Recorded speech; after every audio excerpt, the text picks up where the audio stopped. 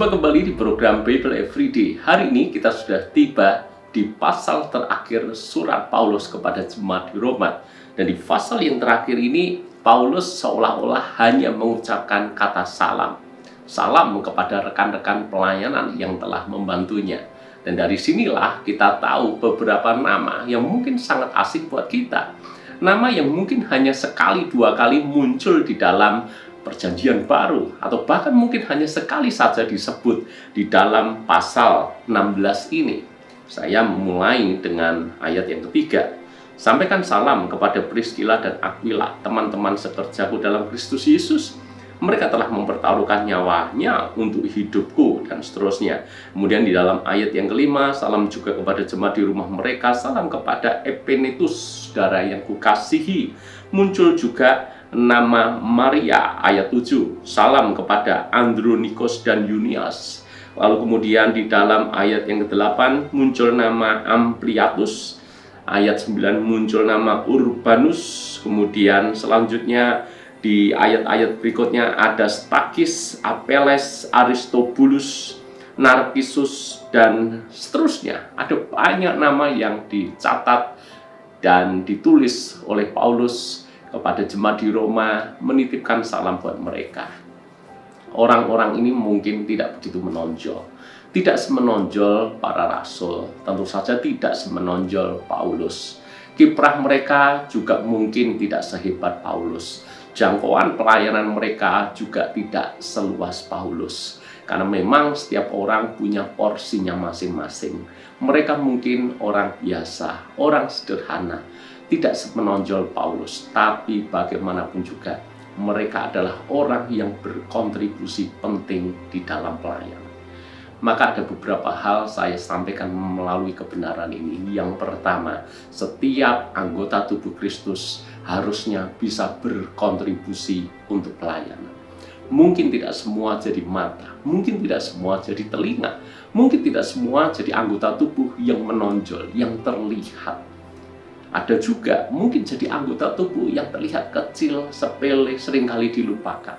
Tapi apapun itu, setiap anggota tubuh harus berkontribusi bagi kelangsungan tubuh itu sendiri. Demikian juga kita sebagai anggota tubuh Kristus.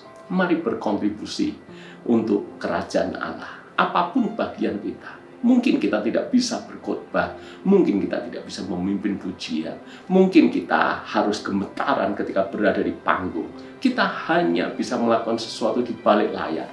Apapun itu, lakukan dengan segenap hati. Percayalah, yang seperti ini pun sangat-sangat dihargai oleh Tuhan. Kenapa? Kalau Paulus saja menghargai orang-orang yang tidak menonjol ini, apalagi Tuhan. Tuhan sangat menghargai pelayanan kita semuanya. Sebab itu janganlah kita merasa diri kecil, merasa minder karena tidak punya potensi karunia yang wow, yang hebat. Tapi justru dengan segala keterbatasan kita, mari lakukan yang terbaik untuk Tuhan. Dan ingat, justru anggota-anggota tubuh yang tampaknya biasa, yang seperti ini justru kadangkala paling berkontribusi. Saudara-saudara, Anda jangan pernah membatasi diri Anda sendiri dengan pemikiran aku tidak sehebat dia, aku tidak punya karunia semenarik dia, aku ini biasa. Tuhan mau pakai yang biasa-biasa, asal yang biasa-biasa itu bersedia dipakai oleh Tuhan. Hal yang kedua yang kita bisa pelajari dari pasal ini, sebagai pemimpin jangan segan-segan untuk memuji, memberikan apresiasi kepada orang yang telah berkontribusi di dalam pelayanan kita atau di dalam hal yang kita kerjakan. Paulus tidak menganggap bahwa oleh kecakapannya sendiri dia bisa melakukan banyak pelayanan. Paulus tidak one-man show di dalam pelayanan. Paulus justru melibatkan banyak orang di dalam pelayanan. Itu sebabnya kita lihat keberhasilan Paulus di dalam pelayanan luar biasa. Karena mau melibatkan banyak orang. Tidak hanya itu, Paulus juga tidak segan-segan memuji mereka, mengapresiasi. Sebagai pemimpin, janganlah pelit-pelit kita memberikan apresiasi kepada orang-orang yang telah membantu kita. Jangan pelit untuk memuji orang yang sudah menjadi bagian daripada tim kita. Mereka sudah lakukan sesuatu yang luar biasa, mereka sudah lakukan sesuatu yang hebat.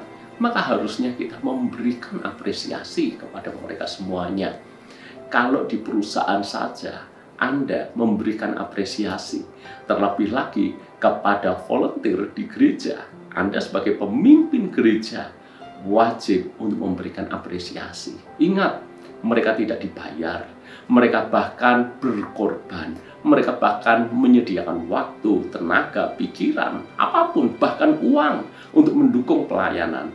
Dan mereka tidak menuntut apapun.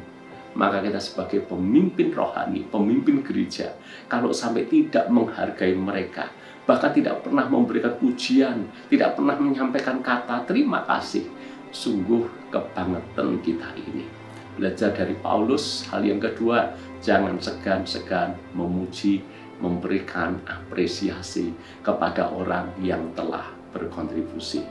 Saya berdoa dua hal yang kita bisa pelajari dari Roma pasal 16 ini jadi berkat buat kita semuanya, sekaligus menutup pelajaran di surat Roma. Besok kita sudah belajar tentang surat Paulus kepada jemaat di Korintus. Sampai berjumpa besok. Tuhan memberkati.